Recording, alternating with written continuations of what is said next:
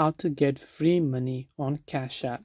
Now, getting free money on Cash App or any other platform typically involves promotional offers, rewards, or a legitimate means of earning rather than any unethical or fraudulent activities. And here are some legitimate ways on how you might be able to get money on Cash App.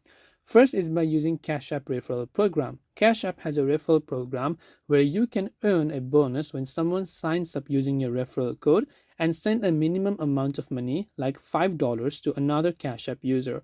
Both you and the person you referred will receive a bonus, and the amounts may actually vary. So that is one way to do it.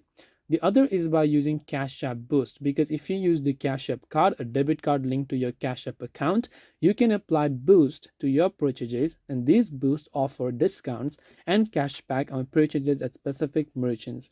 Promotions. Occasionally, Cash App runs promotions where users can earn money by participating in special offers, such as making certain transactions or using specific services. And also avoid scams that promise to send you free money in exchange for something, like sending money first or providing personal information. Scammers often use these tactics to steal your money or personal data.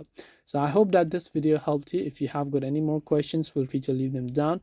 Thank you for watching till the very end, and see you soon as always in the next video.